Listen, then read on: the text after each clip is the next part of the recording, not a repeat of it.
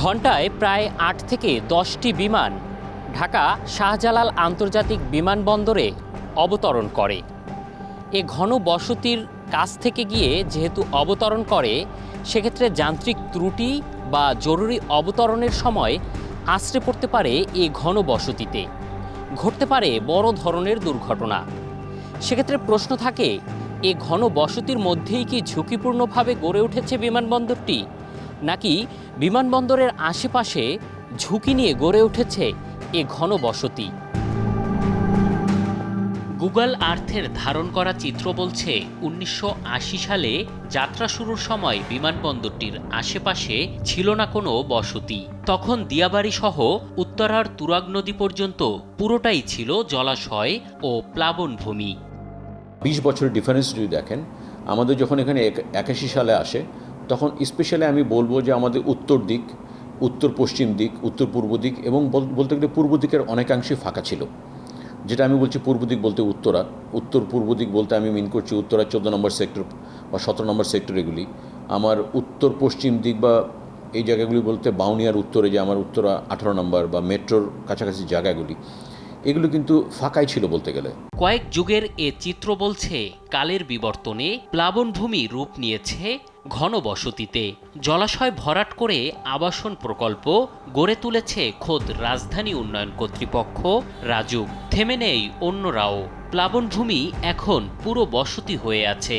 ভরাট হচ্ছে জলাশয়গুলো, প্রভাবশালীরা ফেলছে বালুর বস্তা, আবার অনেকেই পানির মধ্যেই তৈরি করেছেন দেয়াল। প্রাণ আর প্রকৃতি বিপন্ন হয়ে পড়েছে নগরায়নের কাছে।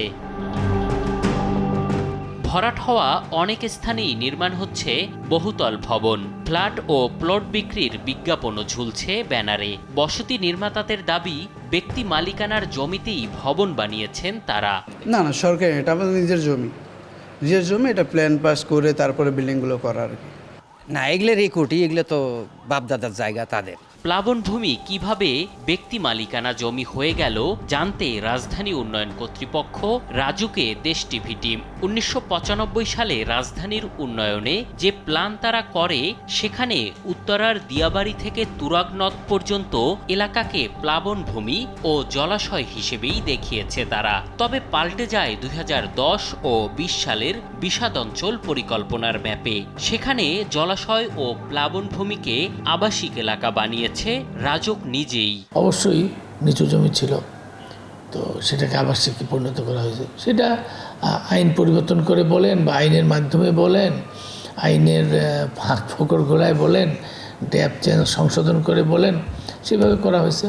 বিমানবন্দর এলাকার জলাশয় ভরাট আর বসতি গড়ে তোলাকে নিজেদের দূরদর্শী পরিকল্পনার অভাব বলে স্বীকার করেছেন রাজুক চেয়ারম্যান। ঘনবসতির মধ্যে বিমানবন্দর না বিমানবন্দরের মধ্যে ঘনবসতি, আসলে দুইটাই সত্য। এটা আসলে আমাদের দূরদর্শিতার অভাব, আমাদের দীর্ঘ প্ল্যানিংয়ের অভাব, যার জন্য আসলে এই অবস্থাটা আজকে দাঁড়াইছে।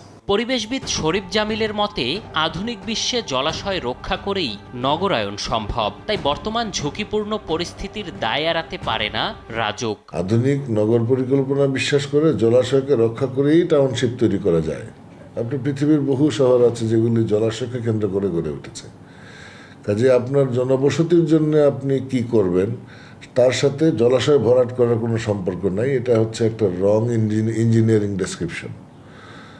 এতে বালির ব্যবসা হয়, ঠিকাদারি হয়, ভরাট করা হয় এবং আরেকটা জলাশয় ক্রিয়েট করতে গেলে আরেকটা জায়গায় নতুন প্রজেক্ট করা যেতে পারে। কিন্তু কোনোভাবে জলাশয় ভরাট করে আরেকটা জলাশয় ক্রিয়েট করাটা আমি যুক্তিযুক্ত কিংবা বুদ্ধিদীপ্ত বা আইনসম্মত মনে করি না। ৩ দশক আগেও দিয়াবাড়ি, বাইলজুড়ি, ফায়দাবাদ ও কালাদিয়া খাল সহ ছোট বড় অনেক খাল প্রবাহিত ছিল এখানে। উত্তরার বড় অংশই ছিল প্লাবনভূমি। এম এ আজিম, দেশ টিভি, ঢাকা।